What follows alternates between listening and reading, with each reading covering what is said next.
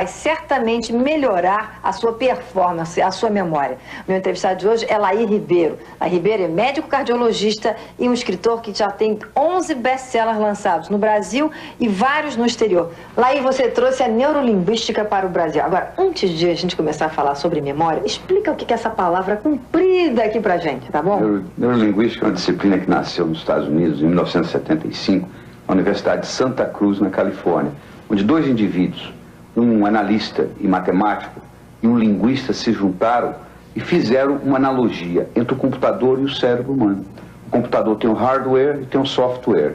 O cérebro é o hardware, o software é a programação, só que nós somos animais linguísticos e a programação é linguística. Então, através da linguística, você pode reprogramar o cérebro humano. Quer dizer, a gente pode se reprogramar e melhorar como ser humano, melhorar de vida? Isso, exatamente. Você reprogramando, você reprograma geralmente para melhor. Exatamente. Isso, né? Agora, como é que a gente programa a nossa memória? É verdade aquilo que se diz que tem gente que nasce com boa memória e tem gente que nasce com má memória? Todos nós temos boa memória, só que muitos não sabem usá-la.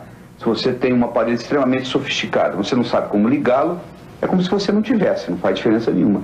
A memória é formada por engramas. Essa palavra difícil significa um complexo proteico que tem dentro da célula, que depois de um certo número de repetições fica ali. Então, por isso que a mãe da memória é a repetição.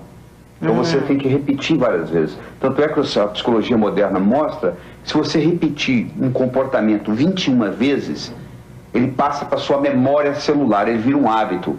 Ninguém precisa se motivar a escovar dente de manhã. Você levanta e escova, porque faz parte da sua memória muscular, da sua memória celular, escovar dente. Quer dizer, você ter uma boa memória, você tem que criar uma boa memória? Você tem que... São etapas.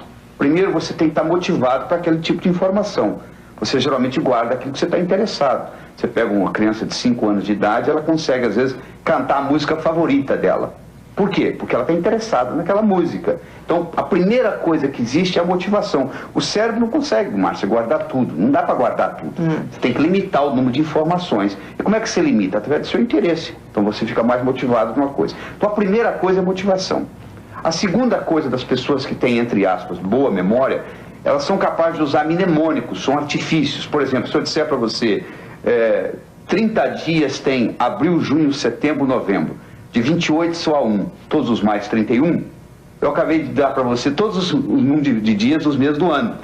Então o que eu fiz? Uma brincadeira, criei uma rima e com isso você memoriza. Então você já sabe. Então no momento que você fez isso, você criou o quê? Você criou um mnemônico. As pessoas que têm boa memória são pessoas que geralmente usam mnemônicos, eles usam artifícios, eles usam associações. Você associa uma coisa com a outra. E aquelas pessoas que não se lembram de coisas que são importantes, coisas chatas, por exemplo, coisas de trabalho, como é que faz então? Primeiro, você tem que entender que tudo aquilo que você memoriza em preto e branco desaparece da sua memória. Como assim, preto e branco? Você pode pensar em preto e branco, pode pensar em colorido. Quer dizer que tem que pensar colorido para não esquecer das coisas? Se você pensar em colorido, você vai lembrar por muito mais tempo. Aquela memória que você tem mais remota da sua vida, se você começar a pensar nela, você pode ver que no seu cérebro ela tem colorido.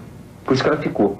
Segundo, aquela memória que você tem antiga, você pode checar no seu cérebro, ela está em movimento. Ela não está na forma de slide, ela está na forma de filme. Todo mundo que pensa em filme lembra mais do que quem pensa em slide. E também tem essa diferença? Muito grande, muito grande. Se você colocar movimento na sua memória, por exemplo, eu falo o número do meu telefone para você. Se você escutar o número do meu telefone e começar a piscar os algarismos dentro da sua cabeça, você vai guardar o meu número facilmente, porque você colocou movimento no número. Essa pessoa tem uma facilidade enorme para guardar números. Eu falo, porque quando ele escuta o número, ela pisca o número, ele nem sabe que está fazendo isso, é inconsciente. A pessoa nem se dá conta, mas as pessoas que memorizam bem, elas colocam movimento. Então, às vezes, você não lembra de uma coisa, onde é que está meu relógio? Aí você entra no quarto onde você colocou o relógio, na mesma hora vem na memória, não vem? Vem. Porque o contexto voltou. Então, eu ensino para o estudante o seguinte, você está fazendo a prova no vestibular. Você tem uma pergunta, você não consegue lembrar, você fecha os olhos, imagina onde foi que você estudou aquele assunto. Até na página do livro onde é que estava escrito? Exatamente. Quando ele volta na casa dele, onde ele estudou, na mesa, na mente, né? a memória volta, porque então, a memória depende do contexto. Então você está falando isso, eu vou mostrar aqui esse Como Passar no Vestibular, que é o último livro que ele está lançando agora, que você dá dicas sobre a memória. Tem 3 capítulos aí, só sobre memorização. Especialmente para quem quer passar em vestibular também. Esse livro foi feito, nós fizemos uma coletânea de conhecimento de 18 indivíduos que passaram em primeiro lugar no vestibular no ano de 96, respectivamente com seus professores e alguns vestibulandos, e fizemos um brainstorm, que faz um aluno passar em primeiro lugar. O que faz um aluno passar em primeiro lugar, Laí? É uma combinação de 3 coisas. Primeiro, ele tem que ter autoconfiança. Você conhece muita gente que estudou, chegou na hora, deu branco, não passou. Tem que ter motivação, porque senão vai assistindo televisão e não estuda. E tem que ter estratégia. Aí que entra a parte forte do livro. Tem estratégia em quê? Em raciocinar, estratégia em memorizar, estratégia em tomar nota em sala de aula, estratégia em se preparar para a prova, estratégia em fazer prova. Tudo isso tem uma estratégia. Às vezes a pessoa vai aprendendo com os erros. Então eu peguei o conhecimento desse pessoal todo. Por exemplo, todos os 18 que passaram em primeiro lugar no vestibular, todos eles, sem exceção, trabalhavam com mnemônicos. Trabalhavam com artifícios para memorizar. Todos os 18 que passaram em primeiro lugar no vestibular, sem exceção, todos eles tinham confiança que iriam passar no vestibular. Aí eu não consigo guardar nomes. Você deve escutar isso, né? Eu falo, não é verdade. Primeiro, a maioria não escuta. Quando você é apresentado a alguém, o Franklin Roosevelt, uma vez teve um café da manhã com 15 embaixadores. Ele falou para o assistente dele, eu vou provar como ninguém presta atenção na hora que é apresentado. Você quer ver? Ele foi um por um. Matei minha sogra de manhã. Matei minha sogra de manhã. Ou só um dos 15, Márcia, que perguntou, o que o senhor está falando? Os outros 14 estavam tão preocupados em falar o que eles tinham para falar, que não estavam prestando atenção no que... Então, primeiro, você não escuta. Segundo, você tem que repetir o nome da pessoa. Se eu sou apresentado a Márcia, na conversa, a palavra Márcia, o nome Márcia, já saiu. E tem que sair 3 vezes. 3 vezes pelo menos. Pelo menos, para criar um engrama.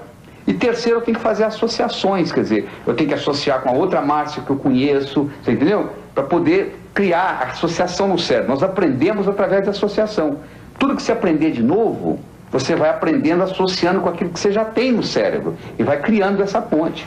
Então todos nós temos boa memória, só que muitos não sabem utilizá-la. Laí, olha, foi um prazer enorme conversar com você. Eu tenho certeza que muita gente em casa vai se ajudar, vai conseguir melhorar a memória depois de tudo que você falou. Esse livro não é só para vestibulandos, não. Esse livro poderia ter o título Tornando-se Profissional na Arte de Aprender, porque serve para qualquer um. Exatamente, nós temos que aprender todo dia, cada vez mais. É verdade. Laí, foi um prazer enorme ter você aqui.